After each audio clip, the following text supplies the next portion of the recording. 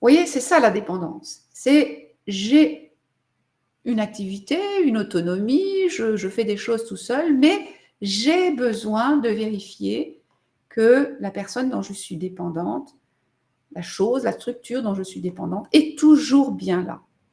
Et qu'est-ce que ça permet? Ben, ça permet de continuer à jouer et peut-être d'aller sortir du bac à sable et de jouer un petit peu plus loin auprès du toboggan, voyez. Et à tout moment, le petit enfant va vérifier est-ce que maman ou papa est toujours là, est-ce que la nounou est toujours là. Et si c'est OK, il va continuer à s'aventurer un petit peu plus loin. Voilà ce qui se passe dans toute cette première partie ici. Grâce à la dépendance, je peux petit à petit m'éloigner, essayer des nouvelles choses, construire mon autonomie en vérifiant toujours en arrière que mon port d'attache est toujours prêt à m'accueillir. C'est beau comme ça. J'aime beaucoup cette métaphore du parc, cet exemple du parc. Donc ça, c'est le début. Alors, qu'est-ce qui se passe ensuite? Eh bien, on arrive ici, là-haut, à l'adolescence. J'en ai déjà parlé tout à l'heure. L'adolescence, c'est la contre-dépendance.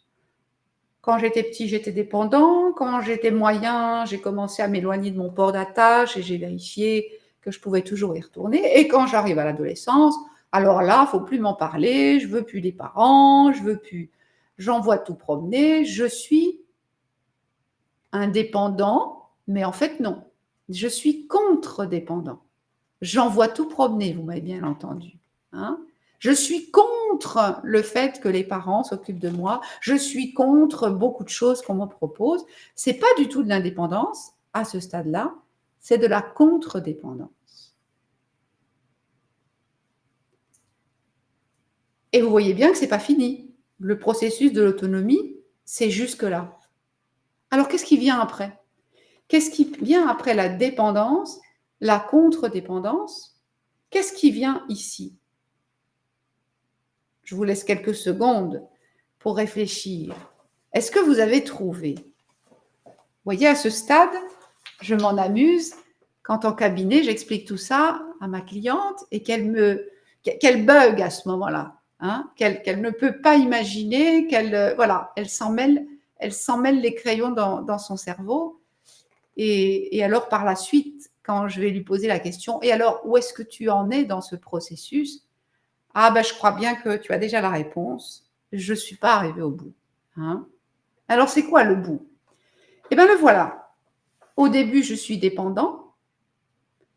J'ai un port d'attache, hein, maman, papa qui s'occupe de moi. Je peux petit à petit m'en éloigner à condition de savoir que j'ai toujours possibilité de retourner à mon port d'attache.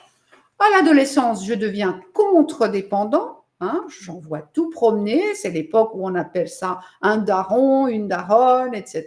Ça me fait toujours sourire. Mais il y a encore tout un chemin, vous voyez, qu'on l'a représenté tout aussi long, vers ici, au bout, l'interdépendance.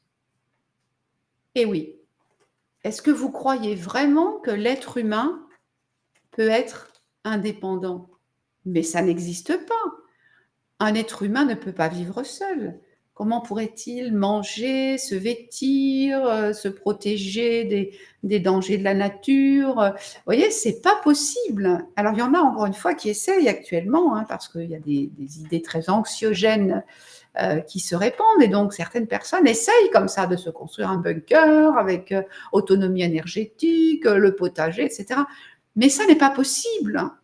Ça n'est pas possible. L'être humain, s'il veut vivre et donc survivre, il est interdépendant. C'est grâce au fait que le voisin est un excellent cultivateur de pommes de terre, l'autre un excellent chasseur, le troisième un très bon technicien informatique, le quatrième toujours de bonne humeur pour me remonter le moral. C'est grâce à l'existence de toutes ces autres personnes autour de moi que je vais pouvoir m'organiser une vie agréable. Dépendance, contre-dépendance et le bout du chemin, l'aboutissement de ce processus de l'autonomie, c'est l'interdépendance. C'est là seulement que je suis arrivée à l'âge adulte, à la maturité en termes d'autonomie. Alors, où en êtes-vous de ce processus?